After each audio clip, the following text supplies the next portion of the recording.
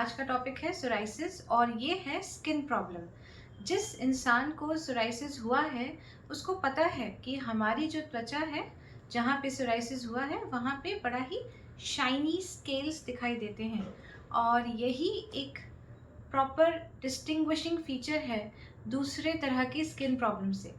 तो चलिए बात कर लेते हैं कि सोराइसिस होता क्या है। दोस्तों, सोराइसिस एक त्वचा संबंधी बीमारी है जिसमें हमारी जो स्किन सेल्स हैं यानी त्वचा की जो सेल्स हैं वो 10 गुना तक मल्टीप्लाई कर जाती है। मतलब वो बार बार बार बार बार बार बार बार बढ़ती रहती है। भाई एक बार ये तो होता ही है कि जो स्किन सेल्स हैं वो हमारी मल्टीप्लाई करेगी, रीजनरेट करेगी। जब भी कहीं पे लग गई तो वापस से वहाँ पे नई स्किन फॉर्म हो जाती है, लेकिन लगी कहीं नहीं है। बस ऐसे ही पर्टिकुलर साइट पे जहाँ पे सोराइसिस होना है वहाँ पे सेल्स जो है वो बार बार अपने आप को ग्रो करती रहती हैं।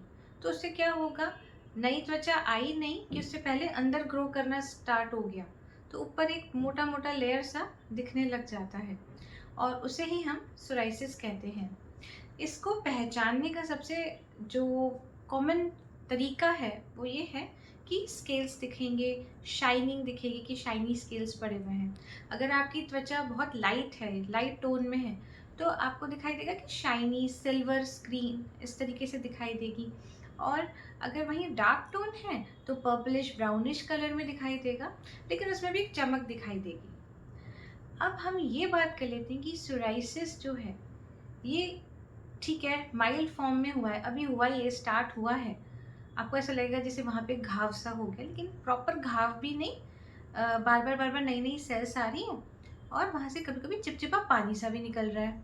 और कईयों को तो ये चिपचिपा पानी की जगह सूखा सोराइसिस भी होता है, मतलब ड्राइनेस भी रहती है और डैंड्रफ की तरह दिखाई देगा, है ना। वहाँ से जैसे स्कैल्प स्कैल्प पे अगर सोराइसिस हो जाता है ना, ज़्यादातर ड्राई वाला होता है और वहाँ पे डैंड्रफ जैसा दिखाई देता है कि वो जो लेयर है वो झड़ती जा रही है, झड़ती जा रही है और उस पर आपको ऐसे लगेगा मोटी मोटी डैंड्रफ्स निकल रही है।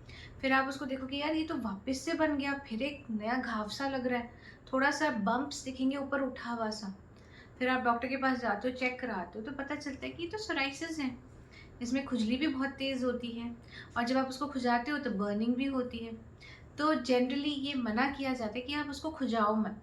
सोराइसिस एक छुआछूत की बीमारी तो बिल्कुल नहीं है। ऐसा मत सोचिए कि अगर आपको सोराइसिस हो गया है तो किसी और को भी, किसी के संग आप खाना शेयर कर रहे हो या कुछ टॉवल वगैरह शेयर कर रहे हो तो उसको भी सोराइसिस हो जाएगा। नहीं, ऐसा नहीं होता है। हाँ, ये जीन्स में ज़रूर दौड़ता है, यानी आपकी फैमिली में अगर किसी को हो चुका है तो वो आपको आया हो, ऐसी संभावनाएं ज़रूर हो जाती हैं। और सोराइसिस में ये ध्यान रखने की ज़रूरत है कि जहाँ पे भी बॉडी पे जहाँ भी स्टार्ट ही हुआ है तो आप तुरंत दवाइयाँ स्टार्ट कर दो, जिससे कि वो बढ़े नहीं, फैले नहीं। क्योंकि सोराइसिस के भी माइल्ड फॉर्म से लेकर सीवियर फॉर्म तक होते हैं, यानी बहुत ज़्यादा लेवल पे भी फैल जाता है, पूरी बॉडी पे भी आ जाता है और वो बहुत ज़्यादा परेशानी वाली बात हो जाती है। अब हम ये देख लेते हैं कि अगर सोराइसिस कुछ पर्टिकुलर पार्ट्स में होते हैं तो वो कैसे होते हैं। जैसे अगर नेल्स पे हुए, अगर आपके नाखूनों में हुए तो ऐसा लगेगा जैसे कोई गड्ढे से पड़ गए हैं, पीले पीले नाखून दिखाई देंगे। अगर वहीं स्कैल्प पे होता है तो जैसे मैंने अभी बताया कि डैंड्रफ के फॉर्म में दिखाई देगा, वहाँ पे एक रेडिश सा पैच या हल्का ब्राउनिश पर्पलिश सा पैच होगा according to your skin tone. और फिर आप देखोगे कि वहाँ से वो डेली डेली, बिकॉज शेडिंग होती रहती है, स्किन जो है वो झड़ती रहती है, तो डैंड्रफ जैसा दिखाई देगा। वहीं अगर वो ड्राई नहीं होगा, लिक्विड ही है, तो फिर उस पर क्या होगा, हल्का हल्का पानी सा भी चिपचिपा निकलता रहेगा। इसी तरह से एक होता है गुटेट फॉर्म, जिसमें पूरा ट्रंक एरिया, जो ऊपर का जो अपना पार्ट है, बॉडी पार्ट है, वो पीठ हो गया या आगे का पेट हो गया, लेग्स में, सब जगह पे वो फैला हुआ दिखाई दे सकता है। तो दोस्तों, ऐसा माना जाता है कि जिन बच्चों में पहले से ही रेस्पिरेटरी ट्रैक में इन्फेक्शंस होते रहते हैं, जैसे कि जुकाम, खांसी, फ्लू या चेस्ट प्रॉब्लम्स रहती हैं, टॉन्सिलाइटिस रहते हैं, उन बच्चों में सोराइसिस हो जाता है। और ये कहीं ना कहीं इंटरकनेक्टेड है, क्योंकि सोराइसिस बेसिकली किन लोगों में ज़्यादा दिखाई देगा, जिनकी इम्यून सिस्टम लो है। ऑफकोर्स वो जेनेटिक तो है कि फैमिली हिस्ट्री में दौड़ रहा था, कहीं ना कहीं हमारे अंदर आ गया, लेकिन वो फ्लेयर अप कब हुआ, कब बॉडी में शो हुआ, जहाँ आपका इम्यूनिटी लो हुई। ऐसी कई सारी लेडीज़ हैं जिनमें हार्मोनल चेंजेस होते हैं ना, जैसे प्यूबर्टी का टाइम हो गया या पीरियड्स का टाइम हो गया, डिलीवरी का टाइम हो गया और मेनोपॉज का टाइम हो गया। इन सब टाइम पे सोराइसिस या सोराइटिक एक्जिमा जिसे हम कहते हैं वो दिखाई देता है।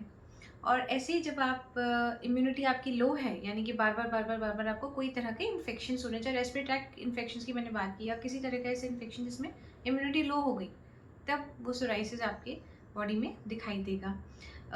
कुछ कुछ लोगों को सनबर्न बहुत ज़्यादा रहता है, जल्दी से इतनी जल्दी सेंसिटिव स्किन है कि जल्दी जल्दी बर्न हो जाता है और फिर आप अचानक से देखोगे कि वहाँ सोराइसिस हो गया है। अब दोस्तों मैं ये कहना चाहूँगी कि सोराइसिस अगर आपको हो गया है तो ये बहुत स्ट्रेस वाली सिचुएशन है आपके लिए, क्योंकि सोराइसिस जिनको होता है उनको मैं जानती हूँ कैसा फील होता है। और बिकॉज़ ये स्किन बिल्कुल अच्छी नहीं लगती है, और अगर आपके चेहरे पे दिखाई दे रहा है या स्पेशली ऐसा पार्ट जो आपका अनकवर्ड पार्ट है और वहाँ सोराइसिस है, तो वो और भी ज़्यादा बुरा लगता है। तो आप इसको ठीक करने के लिए सबसे पहले घर का जो अच्छा खाना, यानी कि बाहर का खाना तो आप बंद करेंगे ही, घर में जो हम अपने हाथों से खाना बनाते हैं आप उसका बहुत विशेष कर ध्यान रखें कि हाइजीनिक फूड आप यूज़ करें। डेयरी प्रोडक्ट्स तो क्रॉस कर दें, वो आपको सब स्किन स्पेशलिस्ट भी बता देते हैं कि हमें डेयरी यानी कि दूध दही या दूध के जो प्रोडक्ट्स हैं वो नहीं खाने चाहिए।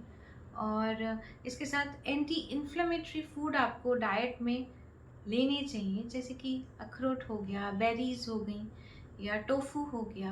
पनीर तो हम मना कर ही रहे हैं।